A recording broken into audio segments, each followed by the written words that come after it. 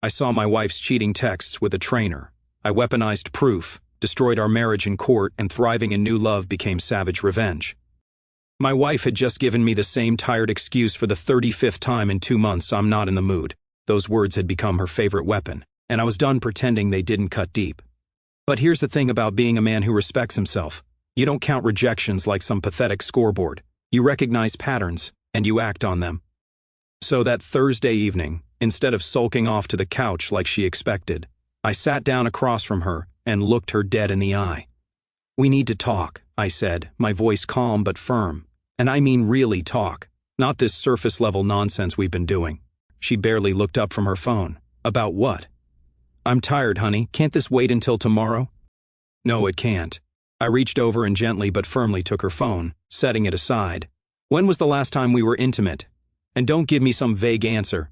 The question caught her off guard. She shifted uncomfortably, finally making actual eye contact. "I don't know, a few weeks ago." "Try 2 months," I said. 2 months of I'm not in the mood, I have a headache, I'm too stressed. Every single time I've tried to connect with my own wife, you've had an excuse ready. Her defenses went up immediately. "So what? You're keeping track now? That's pretty pathetic." I leaned back and smiled. Not a warm smile, but the kind that lets someone know they just made a mistake.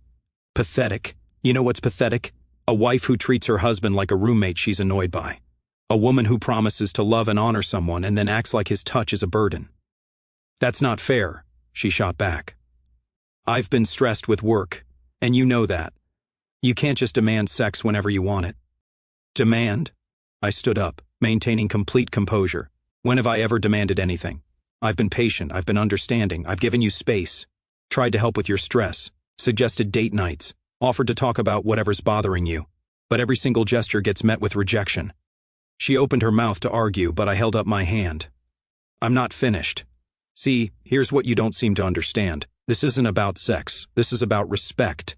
This is about feeling wanted by the person who's supposed to want me most in this world." The room went quiet except for the hum of the refrigerator in the kitchen. She was staring at me now, really looking at me. Probably for the first time in months. "You think I don't notice how you light up when you get texts from your friends? How you have energy for social media, for phone calls with your sister, for everything except your husband? You think I don't see how you dress up when you go out with the girls but can't be bothered to shower when it's just us at home?" Her face was getting red now, but I wasn't done. "I'm going to make this simple for you," I continued, my voice steady and cold. "Either you want to be married to me, or you don't. There's no middle ground where you get the security and benefits of having a husband while treating him like he's invisible." "You're being dramatic," she said, but her voice was smaller now. "Am I? Then prove it. Show me I'm wrong. Show me that you actually want to be my wife, and not just someone who happens to live in the same house." I moved toward the door, then turned back. "But understand this. I'm not going to beg for scraps of affection from my own wife. I know my worth, even if you've forgotten yours." She was quiet for a long moment, then said, "And if I can't, if I'm just not ready right now?" I looked at her with complete clarity. "Then I'll find someone who is ready, someone who sees what you're throwing away and appreciates it." "Are you threatening me?" "I'm informing you.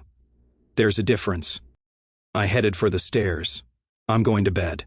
You can join me if you want to start fixing this marriage, or you can stay down here and think about whether you actually want to be married at all." I didn't wait for her response. A man who knows his value doesn't negotiate with someone who's forgotten it. He simply makes his position clear and lets them decide if they want to rise to meet it. That night, she didn't come upstairs.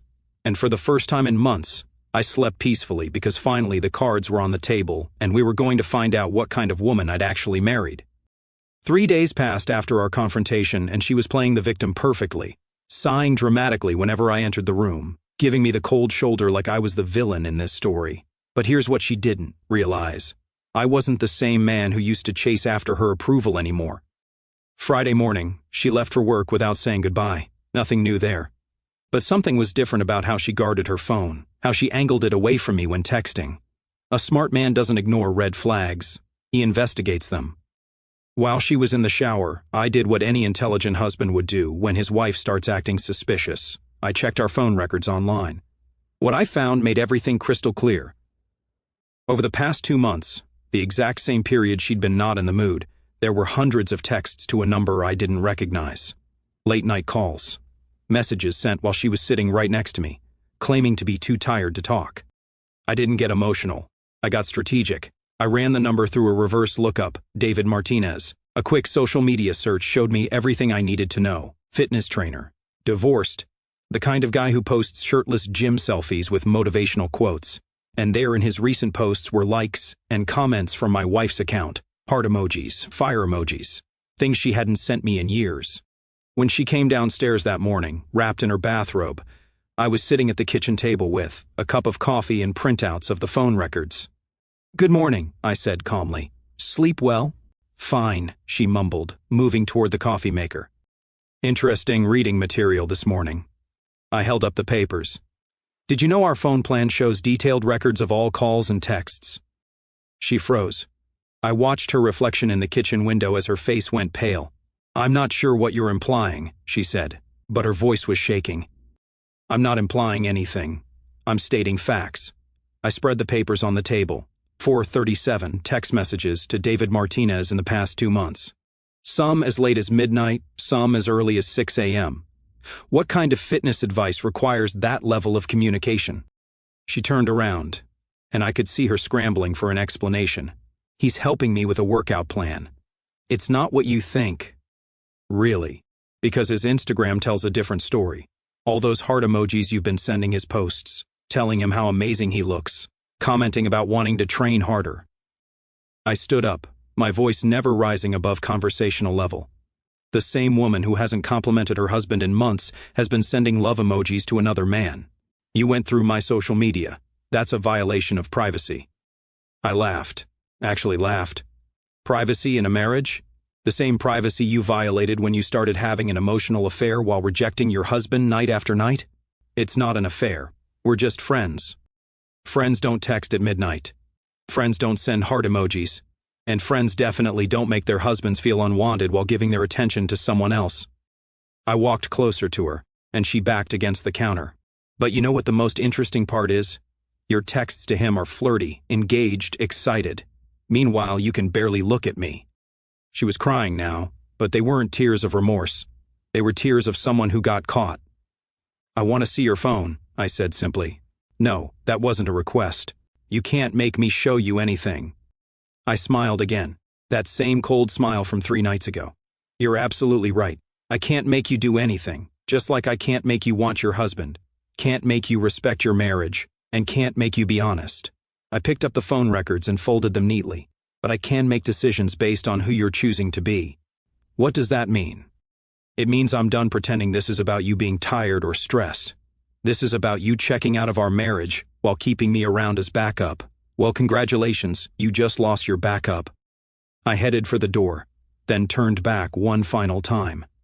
"You have until Sunday to decide if you want to fight for this marriage. That means cutting all contact with your fitness trainer, showing me complete transparency with your phone and social media, and actually acting like a wife instead of a roommate with benefits, who doesn't even provide the benefits. And if I don't, then Monday morning, I'm calling a divorce attorney. And trust me, these phone records will make for very interesting evidence about why our marriage failed." She was sobbing now, but I felt nothing but clarity. A man doesn't negotiate with betrayal. He exposes it, addresses it directly, and gives one chance for accountability. After that, he moves forward, with or without the person who disrespected him. Sunday was 2 days away, time enough for her to show me who she really was and, more importantly, who she wanted to be. Sunday came faster than she expected, and slower than I hoped. I spent the weekend watching her squirm, watching her delete and retype messages, watching her stare at her phone like it held the answers to questions she was too coward to ask herself. Saturday night, she tried the desperate wife routine. Suddenly, she was interested in cooking dinner, asking about my day, even suggesting we watch a movie together. But it felt hollow, like someone reading lines from a script they didn't believe in. Sunday evening, I found her in the living room, clutching her phone with tears in her eyes. "Well," I said, taking a seat across from her. "I blocked his number," she whispered. "Show me." She handed me her phone with shaking hands. I scrolled through her contacts, her messages, her social media. David Martinez was gone from her contacts, but I noticed something else. She'd only blocked him that afternoon. The message history showed they'd been texting right up until 3 hours ago. What did you tell him when you blocked him? I asked. She looked away.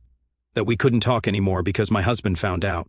Not because you realized you were wrong. Not because you wanted to save your marriage, because your husband found out. I set her phone down and leaned back. You know what that tells me? It tells me you're not sorry you did it. You're sorry you got caught. That's not true. Then why did you wait until the last possible moment? Why were you texting him up until 3 hours ago? What were you discussing with another man while your marriage was hanging by a thread? She broke down completely. He was trying to convince me to leave you. He said you were controlling and that I deserved better. There it was. The truth always comes out when someone's backed into a corner. And what did you tell him? I told him I was confused, that maybe he was right. I stood up and for the first time all weekend, I felt completely calm. Thank you for being honest. Finally. What does that mean? It means you just told me everything I needed to know. You entertained the idea of leaving me for another man. You discussed our marriage, problems with him instead of me. And even now, after getting caught, part of you thinks he might be right. She reached for my hand, but I pulled it away. Please, we can work through this. I made a mistake, but I chose you. I blocked him. You blocked him because I gave you an ultimatum, not because you wanted to. There's a difference. I walked to the window and looked out at our neighborhood, at the life we built that she was so willing to throw away. Here's what's going to happen. Tomorrow morning, I'm meeting with a divorce attorney. You said you'd give me a chance. I did give you a chance. I gave you the chance to come clean, to take responsibility, to show me you understood what you'd done wrong. Instead, you lied by omission, kept texting him until the very last second, and admitted you considered leaving me for him. I turned back to face her. A woman who respects her marriage doesn't need ultimatums to do the right thing. She does it because she values what she has. But I do value what we have. No, you value the security of what we have, the house, the lifestyle, the safety net, but you don't value me. If you did, you wouldn't have spent 2 months rejecting me while flirting with another man. She was pleading now, promising to change, swearing it would never happen again.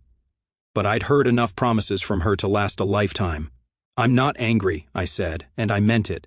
I'm disappointed, but I'm not angry. Anger is what you feel when someone you respect lets you down. What I feel is clarity.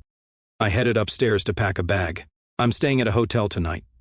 You can stay here while we figure out the logistics of separating our lives. Where are you going? Somewhere I can think clearly without listening to promises from someone who's already proven they can't keep them. As I packed, she followed me around, alternating between tears and anger, begging and blaming. But my mind was made up. A man who knows his worth doesn't accept being someone's second choice, and he definitely doesn't stick around to see if his wife can resist temptation when given another opportunity. I'd given her every chance to choose our marriage. Instead, she chose to explore her options while keeping me as a backup plan. Well, backup plans don't get to call the shots, and I was done being anyone's safety net. The hotel room that night was quiet, peaceful. No drama, no crying, no negotiations. Just a man who'd finally remembered that he deserved better than settling for someone who saw him as disposable. Tomorrow I'd start building a life with someone who actually wanted to be in it. The divorce papers were filed by Wednesday. My attorney was impressed by how organized I was, how clear my documentation, how calm my demeanor. Most men in your situation are emotional wrecks, he said. You seem relieved. He was right. I felt like I'd been holding my breath for years and could finally exhale. Thursday evening, I was at a work networking event downtown. I'd been attending these monthly gatherings for years, but always left early to get home to a wife who barely acknowledged my presence. Tonight was different. Tonight, I stayed. That's when I met her. She was standing by the bar, professional but approachable, laughing at something a colleague had said. When our eyes met across the room, she didn't look away like my wife had been doing for months. She smiled, a real smile that reached her eyes. You're the marketing director for the Henderson account, right? She said when I approached. I'm the project coordinator for the tech implementation. We should have met months ago. Well, better late than never, I replied, extending my hand. Though I have to admit I usually don't stick around these events long enough to meet anyone. What changed tonight? I looked at her directly. My priorities shifted recently. We talked for 2 hours about work, about books, about travel plans and favorite restaurants. She was intelligent, engaged, asking thoughtful questions and actually listening to my answers. When I made a joke, she laughed genuinely, instead of giving me that polite, distracted smile I'd grown accustomed to at home. "I should probably head out," she said around 10 p.m. early meeting tomorrow. "Let me walk you to your car," I offered. As we stepped outside, she turned to me. "This might be forward, but would you like to grab coffee sometime? I'd love to continue our conversation without the networking crowd." Here's the thing about being a man who's rediscovered his worth. You recognize when someone genuinely wants your company. I'd like that, though I should mention I'm currently going through a divorce, recently separated, filed this week actually. She nodded thoughtfully. "I appreciate the honesty. For what it's worth, whoever let you go made a serious mistake."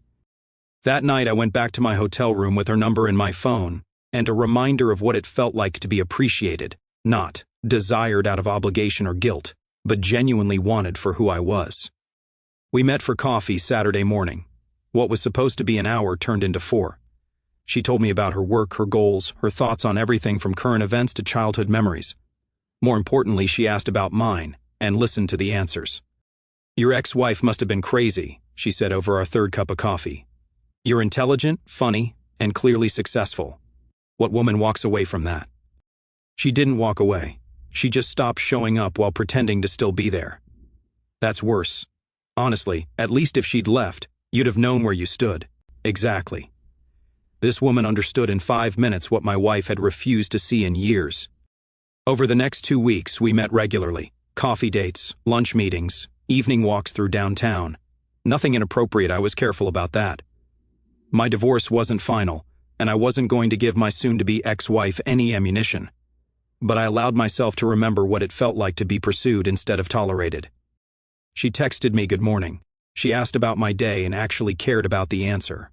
When I suggested restaurants, she was enthusiastic instead of indifferent. When I made plans, she showed up early instead of canceling last minute. "You know what I like about you," she told me one evening as we walked along the riverfront. "You don't apologize for taking up space. You don't ask permission to have opinions. You're just confident in who you are." It was funny, I'd been confident all along. My wife had just made me forget it. Meanwhile, my phone was buzzing constantly with messages from home. My wife had apparently realized that I wasn't coming back to beg for her attention. The messages started desperate, then angry, then desperate again. "Please come home. We can work this out. You're being ridiculous. Every marriage has problems. I made one mistake, and you're throwing away everything we built." I deleted them without responding. A man who's found someone who actually wants him doesn't waste time explaining himself to someone who took him for granted. 2 weeks after filing for divorce, I was sitting across from a woman who lit up when I walked into her room, who laughed at my jokes, who made plans with me instead of excuses. The contrast was so stark it was almost comical. My wife had trained me to expect rejection, to apologize for wanting affection, to be grateful for scraps of attention. This woman reminded me that none of that was normal. She reminded me what I deserved, and what I deserved was someone who chose me every day, not someone who kept me around as a convenience while exploring other options. 3 weeks into my new reality, I decided it was time to collect my remaining belongings from the house. I'd been strategic about it, showing up during the day when she was at work, avoiding unnecessary confrontation. But this time was different. This time, I wanted her to see exactly what she'd lost. I arrived at 7 p.m. on a Tuesday. Her car was in the driveway, and through the kitchen window, I could see her pacing on the phone, probably complaining to one of her friends about how unreasonable I was being. When I walked through the front door, she ended her call immediately. "You're here," she said, like she couldn't believe it. "I'm here to get the rest of my things," I replied, heading straight for the stairs. "Wait." Her voice was different now, smaller, uncertain. "Can we talk? About what? About us? About fixing this?" She followed me upstairs. "I know I made mistakes, but we can work through this. I've been thinking a lot, and I realized how wrong I was." I continued packing my clothes methodically. "What exactly were you wrong about? About taking you for granted? About not appreciating what we had? About him? David Martinez? You mean the fitness trainer you were planning to leave me for?" She flinched. "I was never going to leave you for him." I stopped packing and looked at her directly. "You told him you were confused about our marriage. You entertained his suggestions that I was controlling. You were texting him at midnight while your husband slept alone. What would you call that? A mistake. A stupid, horrible mistake that I regret every day. You regret getting caught. There's a difference." She moved closer, and I noticed she was wearing the dress I bought her for our anniversary last year. The one she claimed was too fancy to wear anywhere. I've changed. I want to show you how much you mean to me. Really? How? I've been thinking about you differently, missing you. Missing us? She reached for my hand. I'm ready now. I want to be close to you again. I almost laughed. After months of rejection, after emotional cheating, after considering leaving me for another man, now she was ready. Now that I'd filed for divorce and stopped chasing her approval, suddenly she remembered she had a husband. That's convenient timing, I said, pulling my hand away. What do you mean? I mean, for 2 months you weren't in the mood 35 times in a row. Now that I'm leaving, suddenly you've rediscovered your libido. I was stressed before, but now I see what's important. What's important? Or who's no longer available? Her face fell. What's that supposed to mean? I finished packing my last bag and zipped it closed. It means I've moved on. It means I've remembered what it's like to be wanted by someone who doesn't need ultimatums to show affection. Moved on? You mean you're seeing someone? I mean, I'm living my life instead of begging for scraps from someone who checked out of our marriage months ago. She was panicking now, really panicking. You can't be serious. You filed for divorce 3 weeks ago. You couldn't have moved on that fast. Watch me. This is insane. You're throwing away our marriage because I went through a rough patch. I turned to face her fully. A rough patch? You emotionally cheated on me. You rejected every attempt I made to connect with you. You made me feel unwanted in my own home while flirting with another man. That's not a rough patch. That's a character reveal. But I'm trying to fix it now. Now that it's too late. Now that you've realized what you're losing. But where was this energy when I was actually fighting for us? Where was this motivation when I was begging you to prioritize our marriage? She was crying, but they were tears of desperation, not genuine remorse. Please don't do this. Don't throw us away over one mistake. One mistake? I picked up my bags. The mistake was staying as long as I did. The mistake was accepting being treated like a roommate you barely tolerated. The mistake was thinking you'd eventually remember you had a husband who loved you. I do love you. No, you love the security I provided. The house, the lifestyle, the safety net of having a husband while you explored other options. But you don't love me. If you did, you wouldn't have needed me to file for divorce to suddenly become interested in saving our marriage. I headed for the door, but she blocked my path. You can't leave. We have too much history together. History is exactly what we have, past tense. I stepped around her. The difference between you and me is that I know my worth. I know what I bring to a relationship, and I'm not settling for someone who only appreciates it when they're about to lose it. What about the woman you're seeing? Does she know you're still married? I smiled. That same cold smile she'd grown to recognize over the past month. She knows I'm getting divorced from a woman who didn't know what she had until it was gone, and unlike you, she shows up when she says she will. She's interested in my thoughts, my day, my life. She doesn't need ultimatums to treat me with respect. This is just revenge. No, this is self-respect. Revenge would be making you watch me be happy with someone who actually wants me. This is just me refusing to accept less than I deserve. I walked toward my car and she followed me outside, still pleading, still promising changes that should have happened months ago. You'll regret this, she called out as I loaded my bags. I turned back one final time. The only thing I regret is wasting so much time trying to win back someone who never valued me in the first place. But don't worry, that mistake ends today. As I drove away, I could see her in my rearview mirror, standing in our driveway, finally understanding that some decisions can't be undone. Some disrespect can't be forgiven, and some men won't stick around to be someone's backup plan. 6 months later, I was a completely different man, not because I changed who I was, but because I was finally free to be who I'd always been without someone constantly diminishing it. The divorce was finalized on a Friday, clean, straightforward, no drawn-out drama. My attorney had done his job well, and her emotional affair with David Martinez had made things very clear-cut. She got to keep the house she turned into a cold museum, and I got to keep my dignity and my future. That same evening, I was at dinner with the woman who'd reminded me what being truly wanted felt like. We'd been together for 4 months now, and every day reinforced that I'd made the right choice. How do you feel? She asked as we celebrated with champagne. Free, I said simply. Completely free.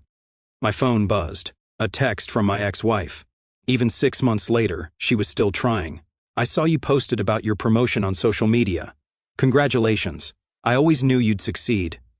Maybe we could grab coffee and catch up." I showed the message to my girlfriend, who shook her head in amazement. She's still trying. Apparently, every few weeks there's another attempt. Last month it was about closure. Before that it was about wanting to apologize properly. And you never respond. Why would I? A man who's moved forward doesn't look backward to explain himself to people who had their chance. But this particular message annoyed me enough that I decided to respond. Not because I wanted her back, but because some people need absolute clarity. I typed back, "I'm happy, successful, and with someone who actually appreciates me. That's all the closure either of us needs." Her response came within minutes. "You moved on so fast. It's like our marriage meant nothing to you." This time, I called her. She answered on the first ring. "Our marriage meant everything to me," I said calmly. "That's why I fought for it when you were checking out. That's why I confronted you when I found your messages to another man. That's why I gave you ultimatums instead of just walking away quietly. Then why couldn't you forgive me?" Because forgiveness isn't the same as foolishness. I forgave you for betraying our marriage, but I wasn't stupid enough to give you another chance to do it again. I would never have done it again. You're right, because I didn't give you the opportunity. I could hear her crying on the other end. You had 2 months to figure out that rejecting your husband while flirting with another man was wrong. You had years to realize that treating me like an inconvenience wasn't sustainable. You had every chance to choose your marriage. I was confused, and I was patient until patience became self-disrespect. I looked across the restaurant at my girlfriend, who was giving me space for this conversation but staying close enough to support me.